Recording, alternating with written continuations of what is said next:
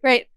We're going to go ahead and get started. There's still people filing in, but please take a seat if you're here. And I'm Amy Pyle. I'm the editor-in-chief here at Civil Beat.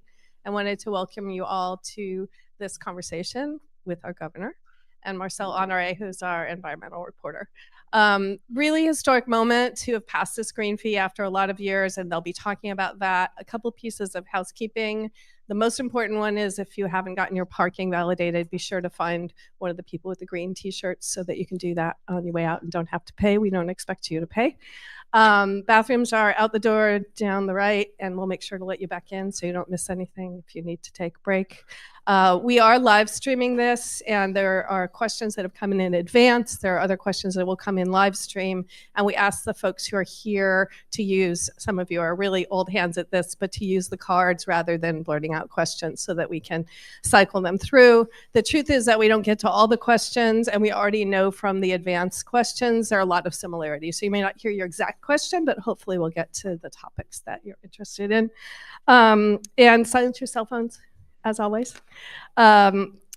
You know, I was really interested in having the governor come talk about this because, as we know, 10,000 tourists a year to these small islands is a big impact, right? And we all think about the environment and how important, what's that, 10 million? I said 10,000. Oh, that would be great if we were 10,000. We just tax the hell out of them and they'd go home. No. 10 million, and that's a lot. You know, it's like 8 times our population, so it's a big impact, and has been something that I know people have thought about, and all of you are here partly because of how beautiful our islands are, and the environment is very important to all of us. So I'll let Marcel take it away. We'll let the governor give some comments, and then we'll have I think a pretty lively Q&A. So thank you again for coming. Okay, thanks, Amy. Thanks, everybody, for coming, and thank you, Governor, for coming. We really appreciate having you here. My pleasure. Yeah, and kind of like what Amy was touching on, we just felt this was an important event to hold just because this seems like a very big moment for the state in terms of one of the most important topics for the state, which is, stewardship of its lands and its waters. And this green fee has been a very big lift over the past several years. I'll just run down some of the highlights, and then feel free to just kind of weigh in. But yeah, as Amy mentioned, this is it's a landmark, first of its kind fee in the United States. We're the first state to do something like this, although it is modeled after similar types of fees you'll see in places like New Zealand and Palau. This is meant largely, broadly, to help Hawaii deal with a lot of the challenges we're seeing come into focus, like wildfires, other types of disasters, to help restore the environment with our 10 million visitors and the impacts that inevitably has. Sea level rise, erosion, climate change, a host of other needs related to climate change as well. And it could be a model, right, for other states we're kind of the tip of the spear here. So I'm sure a lot of other folks back on the continent and elsewhere are looking very closely to see how this works. And some of the specifics of this, it is a 0.75% increase on the state's transient accommodations tax, which results in a total of 11% on the state level. TAT. And then in addition to that, each of the counties has a 3% increase. That roughly, and it also, for the first time, adds the cruise ship industry. They will now be paying into the TAT. But back in the hotels and other short-term visits, that roughly amounts to $3 on a $400 total hotel fee. If you're staying in a nice hotel for $400 a night, it's an extra $3 on that stay. And the state expects to get $100 million. Is that still right? That's still right. Kind of the estimate? Yes. Per year. $100 million. There's been a lot of talk about, people have been concerned whether implementing this is one step closer to killing the golden goose, so to speak. Our partners at Hawaii News Now did talk to Carl Bonham a couple of months ago when this was all going down.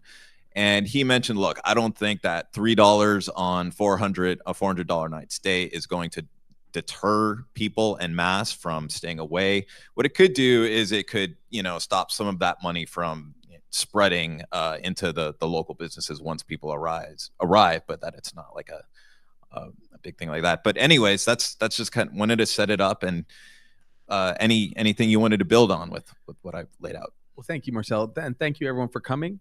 There's so much to share. You did a great job, though, laying down kind of the facts of the case, and I can share today I can apply color to what happened, how this happened over the last couple of years, what it will mean, what we'll do going forward to make sure it's totally transparent.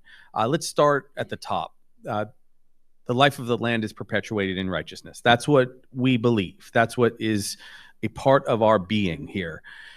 But we have not for many, many years come up with enough resource to actually perpetuate the life of the land. Every year we know that there's not enough money in the DLNR budget. There's not enough resources to deal with the very serious impacts of climate change. And that's been something I've observed since I first became a legislator back in 2004 through the House and Senate and all the years in between. And so there was just an urgency. From the first moment I was given the opportunity to serve as governor, we proposed this bill. And it was not without great conflict. It took us the 3 sessions before we finally passed it.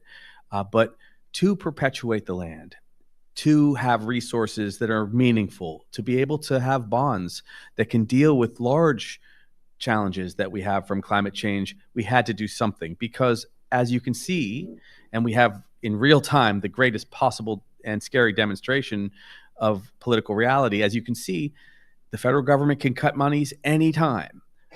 A state can go into a recession anytime. A disaster can happen anytime. And so if you rely on the mercurial nature of politics, you'll never get there to do things that require, vision for 10 or 20 or 50 years, because political bodies, institutions tend to focus on what's right in front of them, for good or ill. And in some cases, it's ill because you have to consider the breadth of time for climate change and the impact of this global challenge we have. So we knew from early in 2025, right after I was sworn in, 2023, right after I was sworn in, that we had to do something. And we proposed a version of the climate impact fee. And you all saw it evolve. It was potentially a $50 fee per individual, which lined up with the number of travelers at 10 million. That would have brought in as much as $500 million. And then we enter the political fights, the dialogue, the debates, and that's just very real. That's how things go. And we went through that first session, and it was too difficult to compel people to do it because, as you said, people will push back with their interest, and that's the way the world is, and they didn't feel it was yet ready for prime time. I would agree. But big picture, we had to do something. Then comes August of the first year of 23. The wildfire occurs on August 8th, and our hearts are broken. We lose 102 loved ones. We have $13 billion plus of damage to properties and businesses and lives. And now you see what has to happen. In broad daylight, everyone knows now that we were correct. You have to really address risk. That's the risk of fires and natural disasters. To be quite frank, we thought it was going to be a tsunami or a hurricane and not a fire, but there was going to be something. And there's always something in Hawaii, whether it's a volcanic eruption, which takes out a big part of our land, or, God forbid, an earthquake, or in this case, a fire. So that changed the discussion quite a lot. We were all reeling from the fire in the subsequent months, trying to recover, get people homes, deal with the sheer trauma of the event. And that second session, again, we were in the moment. It was simply too difficult for people to take up a wonkish policy that would look forward 20 years. Everyone was looking 20 minutes ahead. Mm-hmm. And then finally the third year. And how did it finally get passed? Well, we had laid the groundwork in debate and discussion. A lot of the questions had been raised. That's part of the battle, but now the answers had to come. And so we did something that I am really glad we did, which is we formed the CAT, the climate advisory team. And a special thanks goes to Chris Benjamin and his team, because this brought expertise. This brought a lot of additional people's voices to the table. We had many meetings and discussions from people who had tried to pass this legislation over the years or something like it. We were able to get some data for people. We got the analytics on how much we actually suffer at the hands of climate impact, which is about $500 million. Their report is excellent, by the way. I recommend it. It's about 66 pages, and it's very thorough. And that was finally enough, with all of these different factors, to bring more partners in and kind of move across the threshold and pass a bill. So I'm grateful. I do think it's landmark legislation. I do believe that it's going to position us to do so many of the things we've dreamt of as environmentalists over the years, so many. And thus we enter the next phase, which is I invite everyone who has sued me over the years on these matters to give input and to weigh in on what we should do, publicly and privately, and have our thought leaders and all of our citizens who are just curious give input about how we make this first of its kind climate impact fee or green fee meaningful, trustable, impactful for our next generation. And that is where we are. So I'm grateful to everyone who weighed in, and I'm excited for this next 6 to 9 months to be the time where we come up with the structure of where these dollars go. So let's try and get into some of the details on that. So there's been a few studies. You mentioned the CAT, and in their report, I believe they recommended spending or raising nearly $1.4 billion over the next 5 years. They said that's what we're going to need to really help address this head on. There was the Care for Ina Now Coalition, which is the group of, the coalition of all the, dozens of environmental groups, environmental like-minded groups. They had some pretty shocking numbers out there. On the low end, about $500 million a year is what they would, term it's like our conservation funding gap. Yes. But depending on how you looked on it, it's north of $1 billion, I think, like around 1.5 billion, something like that. So we're talking about, as much as we're kind of lauding this this first step, right? Yes. It would seem to cover a fraction of what everybody seems to agree is the need. So how do we, get over that? Are there, how much of a dent will this really make? And are there ways to keep going to raise more proceeds? Totally. So, okay. So, and let me also add to what you said, Marcel, and that's that there are some people who think we're upwards of, over time, $30 billion of impact from climate. I mean, that is a very realistic number over the course of this next generation to do climate mitigation, to make sure that we are very thoughtful about the reef, that we're very thoughtful about solving the problems of cesspool remediation, that we're very thoughtful about the realities that will occur as we continue to have, some large number. I don't know if it will always be 10 million visitors, but it's going to be very significant. So there's big numbers that we have to address. So the bill does a couple things, right? So it'll bring in, starting on January 1, dollars, right? Mm-hmm. Also, what it will do is it gives us the capacity, as we go forward, we have to do one more thing, which is we have to create a special fund, because when you have a special fund, you put the dollars in. Number one, it's easier to do accounting on the bill and the monies that come in. And also you can then bond off of it. And if you can do bonds, now you're talking, because for every $4.5 million that are set aside and bonded out for a 20-year bond to do a long-term project, because we don't ever recommend just paying cash in the moment for a project. It's very difficult. This would not be enough money, obviously, to do that. But for every $4.5 million that you put in into a bond, you can draw $100 million of revenue from the bond. And so let's say there's a $500 million project that someone recommends in the coming years, whether it's the community or the legislature or the coalition of environmental organizations. We would need to set aside about $25 million, and we could bond $500 million for that project. And I think this is going to be necessary because, well, for instance, the federal government's about to give us $1.6 billion for their share of reconstruction from the Maui wildfire. So that's also going to be a part of this. Now, there will be several categories of the monies, and that's spelled out in the bill. I want to make sure I get these right. Okay, so I'm going to just read them real quickly. Environmental stewardship, That's essentially land and water. Climate and hazard resiliency, that's essentially infrastructure. And then sustainable tourism, which is essentially management of the impact of tourism and our beaches and parks and so on. Now, obviously, this is where we'll have the debate. We need to characterize what those three buckets mean because they overlap somewhat. But it's very important that we get the right input from everyone so that we, number one, honor the bill and put the monies into these spaces. This was the debate, right? Mm-hmm.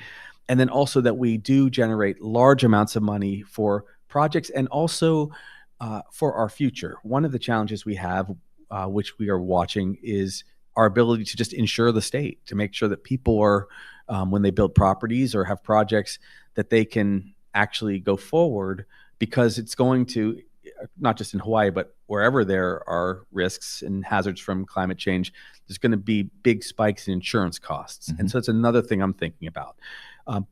But overall, yes, we need a lot more money. We hopefully will be very thoughtful about this money, and maybe some of the money, I welcome the input, will be the people, and some of the legislators will weigh in surely, and some of my directors will surely weigh in. But I hope people will come all together and decide, okay, let's use this much money to really deal with some of our immediate problems, but let's also stock a little bit of money away for the big moments. I think that's an opportunity for us. And I say this all in the context of also reminding people we do have resources. We have the Rainy Day Fund, which has about $1.6 billion in it right now. We have not had to use it, but I've been awfully close on a few occasions as we had to deal with some of the crises that came from the fire. We've been lucky. This gives us a new way specifically to deal with our environmental concerns. So you mentioned a special fund, or putting this in a special fund. My understanding is initially, at least, right, this goes into the general fund. Yes. That's been kind of a bone of contention. You actually were hoping that the bill would create a special fund, yes. But as part of the negotiations with this, yes, the legislature said, no, we would like this to go straight into the state's general fund. So there's been some concern about that. How do I want to phrase this? We've heard that this could be like a money grab, frankly.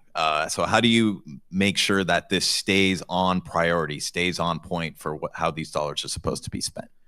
So that's where it's got to be wide open public discussion. So the monies that come in, we have to have, I think, a month-by-month accounting of these dollars as they come in from the Department of Taxation. We have to make that very transparent so people see how much goes in and see how much goes out. That's the first thing. And we will do that. In addition to that, the idea of a special fund, I think, it's the next step in the process. One of the challenges that we've had with special funds over the years is some people have pushed back, the more conservative elements in our political bodies have pushed back against any special funds. And they do that, or they are against them because they feel that they get raided over time.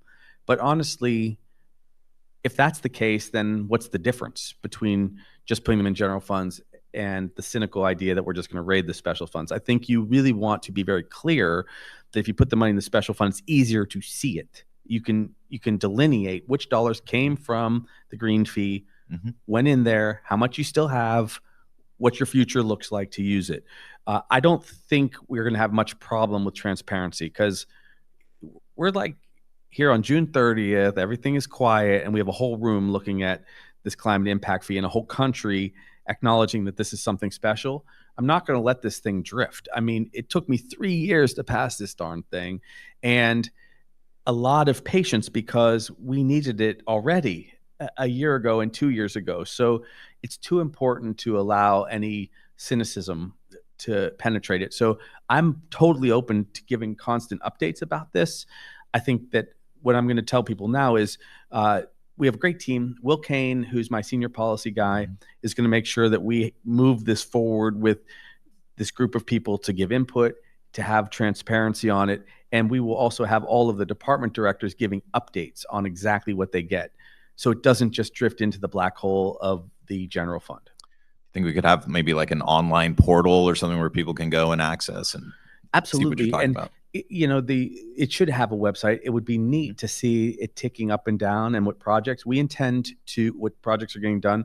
We intend to do what is done often with capital improvement projects, which is say, your dollars at work, this is monies from the climate impact fee. And the reason I say that is because, you mentioned earlier, so for every $400 people come and spend in Hawaii at their hotel or short-term rental, of which we have too many of, if I may be on my, my high horse for a moment, that they will pay this $3, right? I believe, and we already have talked to a lot of people, we've polled people out in public. I believe people are going to really embrace this, because why do people come to Hawaii? Because it is exceptional, because it is extraordinary in every way. The land, the sea, the feeling of Hawaii. They want Hawaii to remain magical from an environmental standpoint. So when travelers come to Hawaii and see that they have contributed to, a sustainable position on the beaches or the parks, or the wildfires are kept at bay because of the contribution they made, they're going to feel positive about it. So we will label projects that are paid for by the green fee with kind of a moniker. And overall, I think actually it's going to do the opposite of deterring travel. I think it's going to enhance people's interest in Hawaii. God help us, because we already have 10 million people coming, right? But I think it's going to enhance contributions from the private sector and from philanthropic partners to help match some of these dollars, because it is, especially if it's well structured so the money just doesn't drift into the general fund and not be accounted for thereafter. When people see projects that emerge that protect our land, that move us forward on environmental protection, that gives people a new way to contribute to environmentalism and sustainability that they haven't had before. We've seen that happen with other disciplines like hospital funds. When people know that there's a hospital going up in a community that matters to them, but not into HHSC, which is the broader public hospital fund, when it's their private hospital, all of a sudden someone donates $20 million or $50 million. When it's into the kind of gray zone of the legislature, there's no way. This will have the same effect. So on that, I just wanted to clarify, because one of the ways this got done was agreed with the legislature. Okay, we're going to put it in the general fund and work it out there. Yes. But you're talking about actually what, if I'm hearing you right, it's like, well, that's step one. We'll put it in the general fund. That ultimately it is going to end up in a special fund of some sort. Yes. So we will be proposing a special fund, statutory proposal, legislative proposal next year to make sure. I mean, we already did propose that. It just didn't make the final draft. Okay. But even if we don't have a special fund, we will show the accounting in real time so that people see it. And I learned this lesson back in 2006 when we increased the tobacco tax back then, and it was meant to pay for three things. Interestingly, we have three things again here. I don't know if people remember this, but we didn't have a trauma health system. We didn't have a community health center fund yet, and we didn't have a cancer center. And so we passed the increase in the tobacco tax to pay for these things. And we won on one of them. We built the cancer center, which was awesome. But the other two, we ended up in a stalemate because the monies that came in from the increase in the tobacco taxes didn't necessarily create new monies, which is what I wanted as the health chair at the time, new monies for more community health centers, new monies for more trauma services. Some of it was just displacing other appropriations. We don't want to do that. This money is meant to, it's modest enough. It's meant to actually do new things that we haven't been able to do before on climate. And so we will account for it no matter what. But we don't want to see 100 million go in and someone say, well, 30 million should now not be so worrisome at DLNR or Department of Ag if they're doing something that's meaningful and connected to this. So it's really important that we have total accountability on these dollars. And it's frankly going to be important, especially if we end up doing projects and bond them. It would be much more difficult. You can do revenue bonds off of general revenues at the budget level. Now we're getting very wonky. So I see one person yawning already, at least. Okay, when I talk about revenue bonds, I'll be the second to join. Okay, but there are parts of these processes that take a little time. As you saw, it took 3 sessions to pass the bill. And you've already touched on some of this, but even just this morning, as I was pulling out the driveway, I'm hearing on the radio, it's looking like there's with the big beautiful bill, right? One of the new provisions in that bill is to heavily tax new solar projects, right? So it's like every day you're seeing new movement on the federal front, whether that's cuts, whether that's policies like these that could make this money that much more important, right? How competitive? I mean, is it just going to be that much harder, frankly, for local groups, given what we're seeing on the federal front, to really, frankly, to compete for these limited dollars? To a degree, very disconcerting in the administration's new bill, and I will not call it what they've called it. I can't do it. I'm going to get sick to my the quote unquote big beautiful bill. He says, now I got like stomach cramps. Okay, so the bill is horrible, right? And it doesn't just gut Medicaid, which we can talk maybe if we have extra time at the end here, because that's obviously an area of specialty for me. Mm-hmm. But it gets rid of an incredible amount of the great work that Senator Schatz did on renewable energy and resources for sustainability going forward. And so again, we don't want to just displace things. Dollars that go away from the Fed side and we replace them here. But I will say this, we do look like we had a crystal ball a little bit, because they're talking about disbanding FEMA and decreasing the FEMA share from, in some cases, 75% to 50%.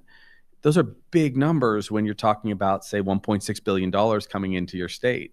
And now all of a sudden, if a much larger percentage is necessary to be covered by any state, imagine what California is going to face after the wildfire in Los Angeles. So it's important that states, at least in the moment, protect themselves a little bit and take advantage of their strengths. And our strength is tourism. I feel confident, in answer to one of your earlier questions, will this quote kill the golden goose? No. When we went through COVID, we applied $120 per person test, and people still came in very large numbers. And as you can see, this is far less. I mean, so it's $3 for every 400, it's $30 for every 4,000 if you have a full vacation. People are going to pay $30 to help protect our beautiful environment. And that's a heck of a lot less than a lot of other fees, including fees just like the resort fees. Now, I will acknowledge we had good partners in the hotels. The hotel and hospitality industry really worked with me on this bill. If we have time, I'll tell you some of the nuances to the arguments, because they were funny, some of them. But we came to an agreement in the end.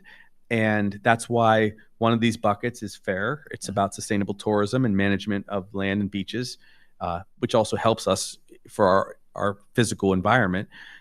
But we had to work with everybody. And I think that is the lesson here. And frankly, if the feds continue to behave the way they are, which is going to happen at least for 3.5 years still, then we and other states better darn well step up in areas where we have our own capacity. And that means we have to step up on climate. We have to step up on healthcare for sure, and any number of other areas, probably equality, where they're really targeting us. Okay. So to that, and I know this is probably on a lot of people's minds, is how do we decide who's going to get this money? What does that process, I know it's early, but what is that process going to look like, and what are the priorities going to be for these groups? Yes. So thank you. So in July, we will form first the initial structure of people that we insist come to the table. And that's everyone who helped write the bill and fight for it, and a couple legislators. Okay. But that's not going to be the end of the partnership. What that will be is just the structure so they can start scheduling some time together and taking input from all of their organizations. So full representation. Again, I joked, everyone who sued me, but that's kind of like the universe of people that worry more about the environment than others, right? And so That's good. So I see some of them in the room, So definitely come. You're probably one. And so have everyone come together that way, and our best informed experts on the environment. So come together and start meeting monthly, if not more often, to just put it out there, the lists of things that would fall into each bucket. I will tell people quite candidly, I made some early commitments to the speaker. For example, she asked that a significant percent go to NGOs or to organizations that are doing projects already. And so I can tell you that, I'll just tell you candidly what I told her. I said, at least 10% of the resources and more, if the people decide that, should absolutely go directly to organizations that have great projects they've already teed up. Could be a lot more, but there's going to be some structural stuff that state government has to do. And then there are projects that other people have been, kind of just scraping by, 25,000 here, 50,000 there. I'm a big believer in grassroots projects just being seeded by resources in government and then amplified by fundraising, some of the equity work they do and so on. So that's another big part of it. I have asked them to make sure that they go out to public meeting. So of course, people will be able to attend these meetings and see and have conversations and so on, but be actually in the community. Maybe you guys would like to host some of these. That would be great. Round tables where people just weigh in with their ideas. Now, at the end of the day, we're going to have a solution that doesn't really exceed $100 million per year, except that, some people may recommend quickly building up $1 billion of equity for the next huge challenge we have. Is it the Alawai project that we support? Is it a global commitment to, I mentioned earlier, to changing out our cesspools, which is, it sounds gross, okay? But it turns out we're destroying our reef. And that is a tragedy. And we probably can start, one of the reasons that we're going to all be together, putting our heads together, is we can probably leverage other monies. For example, if we have a commitment, I think was it through 2050 or 2045 to change out all the cesspools in the state, especially the near water cesspools. The top priority ones. Top priority one. So we could do that. And I've already reached out to the federal administration because they asked me, this will sound shocking. They said, could you come up with an environmental project that's not climate per se, that we could do together because we need some wins on the environment? So, I almost lost it when I heard that, right? And I said, well, sure, we can come up with something. How about a small business proposal? Because you guys like small business stuff. And they loved that. I said, okay, there have been some very good advocates to do this work, which would be a lot of engineering, and it would really help, the waters around Hawaii. But also it would help us with health because we've had some challenges with health and bacteria. And it's something we have to do anyway. And would you guys put in significant matching or exceed our dollars even if we came up with a project?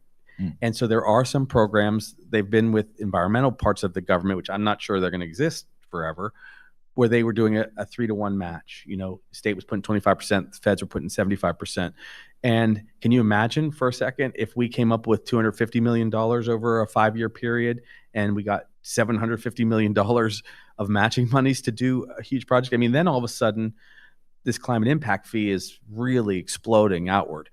It would help our counties because they don't have the kind of budgets that size. So that's how we'll do it. But again, it will be up to you to push me on environmental issues and Chad to push me and my attitude to get these things done. So, I'm agitated appropriately to make these things happen. And that's what we'll do. We will find a way. And if we're falling short, just speak up again. There's a lot to do, but this was our most proud moment of the last couple of years. And just to go back on the process, will there be any kind of like an advisory council or a commission or some sort of a, I don't know if it's a governing body, but maybe just advisory to where people can look and say, this is, these are the projects, this is where we want to go? Yes. So we're going to call it, we decided a couple of days ago to call it the Green Fee Initiative. And so it will have membership, which people should reach out right now to Will Kane and put their hand up from their organizations or from larger bodies and get on that list. And then we start the meetings. And really, there's no secrets here at all. We now know what's in the bill. The bill spelled out with some, some good guidance of where these monies have to go.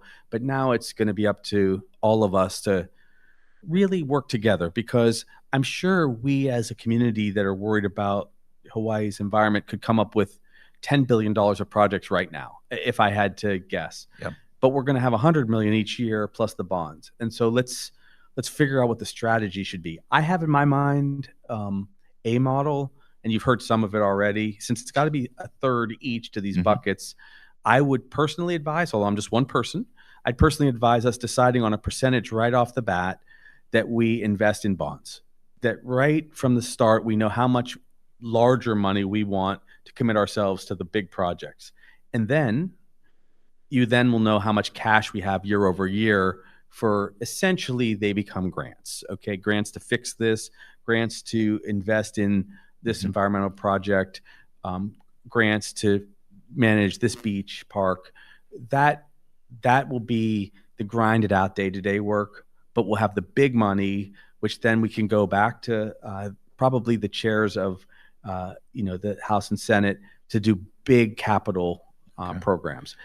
I think people in this room also have some big projects in mind that should happen. And you just you mentioned roughly 10% directly to groups. Is there any idea what the percentage might be to Department of Land and Natural Resources and other state governments? Like what the breakdown might be there? Well, whatever isn't bonded, and whatever isn't going directly to organizations, all becomes up for grabs. Well, yes, but it's going to fall very heavily into things that DLNR does. Okay. I would say you're looking at DLNR, DOT, and remember they can get matching monies from the feds also, and Department of Ag. Those are three of the areas. We also, this is a separate conversation perhaps, but we should probably ask ourselves if we should take the leap finally and have an actual Department of Environmental Sciences. It's now going to have some money, because of this initiative. And that's always the big question. Do you want more bureaucracy? But maybe we really want to be focused once and for all and focus specifically on climate. I leave that up to people like Chip Fletcher, who I have great regard for, who's a dear friend. Michelina's been in my ear a million times, and he's great. Everybody in this room really, maybe it's time to have an actual department. That would also help, I think, structurally, but I don't want to waste it with, overhead and bureaucracy. I want to make sure we're getting, really meaningful work done on the climate. Okay. I'm going to shift to what people would like to ask the governor about, and I'll just start with one. We got some pre-event submitted questions, and one of the ones that probably took up half of our spreadsheet, people wanted to know if this tax is charged to locals too, not just the visitors. Spoiler alert, it is charged to locals too, not just the visitors. But is there any way to shield locals who might travel inter-island or are looking to take a staycation? Any way to address those costs to locals that might keep them from paying? Could they be reimbursed, and would something like that even pass legal muster? Yeah, that question came up quite a lot, right? So the massive proportion of the green fee will be borne by the 10 million travelers. I mean, huge percentage, way beyond any fraction that local people would pay. The first question is, yes, is it legal? Well, it's not really legal based on interstate commerce from what we've heard. They'll continue to check to apply a tax to mainland people, but not local people. Now, having said that, there's a lot we can do because we have the capacity to give tax credits to people in our state. Like we have the food tax credit. We have different tax credits based on work or child tax credits that can be state driven. So we have capacity. As you know, one of the big things I've been focusing on is affordability. So that's why we've been lowering state taxes very precipitously. I mean, the tax breaks that we put into place are big, even so big that it causes some pushback from people that are, super progressives that just think any tax breaks at all for people that are beyond poverty shouldn't be done. But we've been doing big tax breaks. It's like $5.7 billion of tax breaks are on the books through 2031. There is another important question to ask ourselves, which is, let's say Jamie and I, Sam and I go and do a staycation over on Maui, okay? Well, are we not also having an impact on that beach and on those roads and us flying and using carbon, fuel to get over there? Well, we are. So in a way, we're all in this together. Now, I do want to, be very clear. The goal was to apply this impact fee in its most vast percentage to the visitors because they are having the largest impact. We have 1.4 million people, and then there's the 10 million visitors. But the proper way to do this probably is for us each to bear our own share of responsibility, and let me continue to do tax breaks and good programs, because all this money is going to be invested in us locally. Let me use these dollars at people's recommendation for the projects that matter most to us as local families. Okay. This is one that came in from somebody in the audience here. Do you envision any green fee funds to support the improvement of our public parks? They are in horrible shape. Yes. The answer is a simple yes. That would come in the third bucket, the sustainable tourism bucket. We started with parks as one of the earliest parts of the discussion. And it's just, again, that's a classic example of where we can do right by our own local people. And a lot of people go to the beach when they come and visit, but our families go to the parks. So yes. Okay. You just kind of touched on this a little bit, but I'll hit on it some more since it was on somebody's mind in the audience. Since DLNR is the primary state agency tasked with management of the terrestrial and marine environment and they're funded, why isn't there a specific allocation to the department? Really, because most of the money will go to the department. In my estimation, DLNR will be the greatest single beneficiary of these dollars. Okay. What do you see as a priority use of the green fee funds in 2026 in its first year out? Yeah, that's an interesting question, because right now I'm fighting off the significant cuts to Medicaid. Now, so bear with me for a moment, okay? So if the administration's bill went forward and became immediately implemented, we could see $500, $600, $700 million in cuts to Medicaid and SNAP, food stamps. Mm-hmm. We have apparently pushed some of these changes at least off for a while. They're voting on it as we speak. So we shouldn't have a puka in our budget, which means that I can, at least in our meetings as we start them, ask people, do you want to advance the first year? The 2026 year, this is kind of breaking news, into the supplemental budget. If I don't have to come back and patch, Medicaid and SNAP and other cuts that have been, contemplated at the federal level, I would like to do that. I'd like to do that very much. And that means this work this fall is going to be even more important, because if the legislature agrees to that, we can go full steam ahead even before we've begun to get that first $100 million in 2026. My feeling is that we should prioritize, protection against another disaster. And that means wildfire protection and prevention.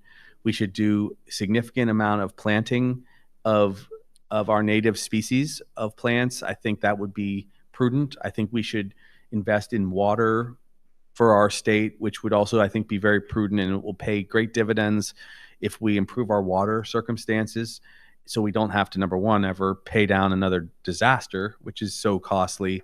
And two, it's kind of in the spirit of protecting the land. I think that the war over water is very easy for me to understand after, viewing it from every different angle. And it would be a good faith thing to do, for example, to invest in Moku'ula on on Maui, to invest in water infrastructure on the neighbor islands where it's gotten so dry, especially on the west side. I would love to see that. But again, I will be purely agnostic as to where these funds go. I know that that's hard to believe, because people think, okay, the governor's got $100 million and he or she's going to spend it the way they want. It's exactly the opposite. I want to spend it the way you want. So if people come up with their best ideas, they certainly know more about the climate and environment than I do, having been in the trenches for a long time. Those should be the proposals we fund. Okay. A lot of these questions are coming are people who are interested in what they want to see funded. So it's kind of given even if they just given what you just said. Yeah, tell me what people are recommending. So, dear Governor Green, our economic drivers of art and film have been cut back and even shut down. Do you see there will be funding for environmental art, films, and scientific solutions through the green fee. Doing so would share our knowledge to all audiences here and globally. Well, that's fascinating. I hadn't contemplated that. It's probably one of the first really additional good reasons to have this conversation. That would be great. If people think that it's a multiplier to demonstrate through documentary what it means to protect Hawaii, and it could, by the way, generate more resources. I would say if we made films, if we supported the arts, then let's reinvest the monies that come from that into the green fee, and we start seeing a lot of potential and multiplier potential. Sure, you should know I'm going to veto the bill sometime in the next 96 hours that would otherwise cut the tax credits on solar and some of the arts and so on. You guys know that's going to be vetoed, but that doesn't plus us up. That just sustains the money we had before. Yeah. Another big issue here in Hawaii, another one that people are interested in. Dear Governor, our team at the Center for Marine Debris Research is working on researching and recycling marine debris. Is there an opportunity for centers like ours to access some of those funds to help tackle the plastic pollution that directly impacts our coastlines, reefs, and marine animals? Yes, that falls right into the second budget of climate and sustainability. Absolutely. I think you're adding the Dear Governor Green just to make it seem nicer, but I appreciate it, Marcel. I would say I'm just a conduit straight from the people here. So absolutely yes, and that's the cool part of this, right? So whether it's 10% or 20%, really, let's just hear from people what they want to do. But that could be a lot of money. Those are significant grants. And I think what you're probably going to see is people that have $50,000 projects or $100,000 projects that have been going, but they've been waiting to blossom. And this could be the opportunity to take them to that next level. And what I'm going to recommend is that we also reach out to other people to match some of these dollars so we really see it supercharged. This is the opportunity. Since we're the first one in the country, a lot of people have been writing me from other parts of the country saying, I'm amazed that you guys are doing this, and I'm a believer in Hawaii. I'm in. So it's a good thing. I think this is going to be a lot more money than we anticipate over time. Okay. One thing I wanted to jump back to real fast while we have time. You mentioned the hotel industry, tourism industry, and this was kind of an obstacle, if you will, stumbling block for a few years. But the huge step here was you were able to get them on board. I spoke with some of them at the bill signing. They said, well, it finally was apparent to us that we had to do this. And it is one of your three things. So I was hoping you could talk a little bit about how that came to be, but further, if you can, how would you ensure that bucket of the hotel industry and the tourism industry isn't necessarily the first in line amid all the other things we're talking about? Yeah, I think it's going to be very important that we go equally. If it's three buckets that are supposed to be the same size, that we go equally with each bucket as we put monies out. That's just the common sense. I will tell you that I was at the gym at 5:15 in the morning one day, and one of those hotel executives started leaning into me and saying, hey, all right, if you're going to push this hard for this bill, can we not reach some kind of agreement? Because we have needs to protect some of the shoreline, and we have a lot of erosion. Could you help us explain to those who travel to Hawaii, especially the hotel owners, could you explain why this is good? And then we're with you. And so it was over a conversation at 5:15 in the morning at the gym. That's how that happened, actually. And it was fascinating because finally we broke the ice. At that point, just so everyone knows, we were talking about 1.75%. We ended up at 0.75%. We were talking about it only being hotels and short-term rentals, and ended up also including the cruise ships. So the legislature did a very good job finding a compromise space. Would I have preferred it was higher? I don't know. I think it landed where it should land, which is after a lot of public debate and a lot of serious conversations, a bill that we could all live with. So everyone will get their share. There are projects right now that are necessary, that have to be funded. I mean, there are some parts of Waikiki that's like gone, and we don't want to wait too long, because if you lose infrastructure completely, it's more expensive to rebuild from scratch. So we should be thoughtful about that. By the same token, we should get going on projects where we might get some matching monies, and that's another consideration. I want to get as much out of this $100 million per year as we can. Another priority that some of our readers flagged, and along the lines of Native Hawaiian and Indigenous, the visitor industry has heavily impacted our wetland spaces, including Indigenous agroecology. Is it possible to ring fence or contain some of the money for conservation projects that address this to protect our highly endangered water birds and the ecosystem services that wetlands provide? Yeah, so that falls into the first and third buckets. Okay, so when we talked about sustainable tourism, that was kind of along the lines of being thoughtful about the cultural aspects of tourism and making sure we sustained culture investments that we make through CNHA and the generally loathed Hawaii Tourism Authority currently, which is in change mode right as we speak. Okay. And then also the first bucket, which is the pure environmental stewardship piece, which could be endangered species and support for fencing, dealing with invasives that are taking out our local birds, all of that. So flora and fauna fall into the first bucket. We got a lot on this project prior to the event, and now I'm getting another question on it in real time. Will your administration commit funding to shovel-ready, multi-benefit projects like the West Maui Greenway? That's the multi-use trail that people are envisioning, particularly in light of what happened in Lahaina, going up and down the length of West Maui. Sure. Well, first, I will refer to it as our administration because this is it. I mean, this is how it is. You guys are going to tell me what to do and what we really think is best. So it's not my administration. And then the answer is definitely yes. I think a significant portion of the money should go to Maui, especially where there was destruction from the fire. And I love the idea of trails and cultural byways being restored. That's why I mentioned Moku'ula, which, by the way, nothing had happened since 1962. We did, through executive order, send it over to community groups and the county quietly already. But that's a place where they probably could use some resources. And can you imagine a future in which the trails in Hawaii are more extraordinary than any other? When people have deeply heartfelt disputes over things like the haiku stairs, that we actually have resources to bring to bear rather than no resources, where we don't end up at an impasse because people say we just can't fund it. Instead, we have the real discussion of, do we want it and what's right?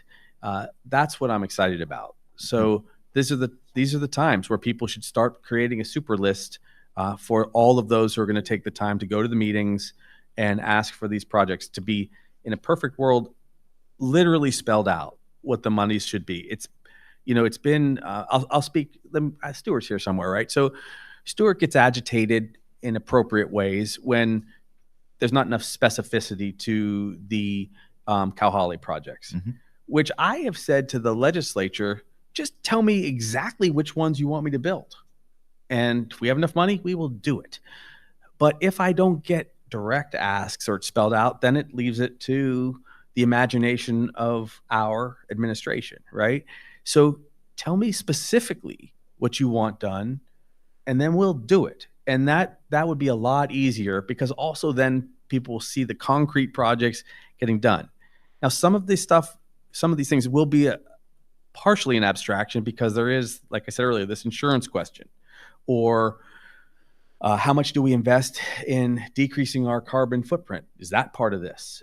These are open questions, but in general, I'd like it to be projects you can see. I think it'll be a much more fun endeavor if we as a state do that for the foreseeable future. I think we've got time for a couple more. One more. Okay. Does the green fee include the transient accommodations tax that's levied on the cruise ships to start with, for the first time? And how was that done? Any background on how we got the cruise ships in the mix here? Yeah, what that was the, so we were weighing first we moved finally past the question, should it be just a direct fee, which appeared to have constitutional problems, and then should it be a percentage, which we felt that was totally legit because we already have the TAT.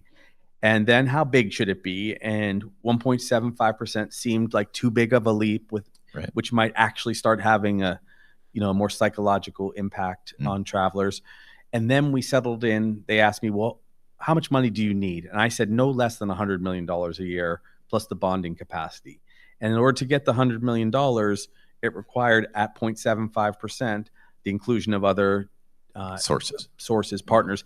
And I admit that the cruise ships felt they were caught off guard, but the legislature, and I want to be fair here, the legislature felt that they had not been getting taxed in a fair way as compared to hotels and short-term rentals, and that's how that came to pass.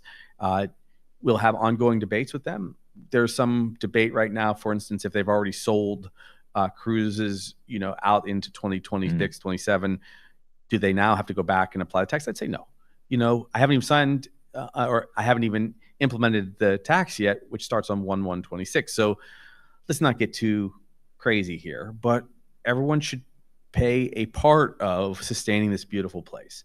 And so going forward, everyone should, as they do new bookings, should be a part of it. There were lots of debates about where else these taxes might come from or these revenues. Maybe I don't want to name them because there's no reason to give people just about to ask. Can you give an idea of where we're talking about? Sure. Anything that has an impact on the state, like rental cars. We already have rental car fees, but more people and the more rental cars, maybe the more cost. Or these huge new facilities now too, right? For sure. And they have to be maintained, and they have a carbon footprint because they had a lot of concrete that went into them. So, but at the end of the day, I wanted it to be as straightforward as possible so that we could actually see how much money we're going to get. I didn't want to overthink the problem, and that's why we settled with the TAT, which is more straightforward and a transparent process so that people can see the actual projects that are getting done. And I'll try and squeeze in one more again to what's on people's minds for this fee. Will any of the green fees be available and we talked about DLNR and DOT and DAG, agriculture, but will they also be available for the state's existing Office of Planning and Sustainable Development or the Aloha Plus Challenge, which is another group that tries to tackle I love climate. the Aloha Plus guys. The short answer is they can be if that's what the priorities of our community are. The final decisions will be made by all of you. What goes into this budget? This is a found budget. It is a shared commitment that Hawaii has made to the world, which is that we will protect our environment. We will work on climate change together with everyone who travels to our state. And I hope that people from the mainland who travel here also share their ideas with us, especially those who come a lot, because we want to value everyone who has an impact on this beautiful state. So for those who are watching, weigh in, go to our Instagram or our websites, share with us what you think is most special to protect in Hawaii. Obviously, we're going to lean very heavily towards our experts here in the state. But I'll reiterate, we don't want to supplant funds that are already in our budgets. We want these to be new projects, new success stories. We want to get other partners. If you're listening out there, I welcome the first billionaire or two to match $100 million a year. I'm talking Pam and Mark and other good people, and this is an opportunity, provided you trust that these monies are really going to go towards environmental stewardship, climate and hazard resiliency, and sustainable tourism. If you believe in that, you believe in this group, then be partners. Again, the public input on all of what you're talking about, you're saying this, get ready for that, in about a month's time or later this summer? What are we talking about? We'll launch it in the month of July. That's right. We will put up a website so that there can be direct in real time input in case people don't have time from their very busy lives and their jobs or multiple jobs that people work to suggest what they'd like. I would definitely remind people that we have a lot of great organizations that already encompass large philosophical positions on the environment. And I think that those are the likely partners that are going to be at the table most regularly, making these recommendations. But think of this as a found opportunity to go forward for our state that we just simply did not have a couple months ago. I was about to give up, to be frank. I was not going to put the bill in for the fourth year if it went down 3 times in a row. I was just going to accept that, it didn't have enough Juice. Yeah, juice or even enough agreement to go forward. But thank goodness, in the last moments, it got passed. We spent a lot of extra energy. Our team did, and so thanks to Brooke and Will and Makana and everybody that leaned into people. Mike Wilson, former Justice of the Supreme Court, spoke up quite a lot. Again, I mentioned the CAT team was incredible, and Chip was there with them.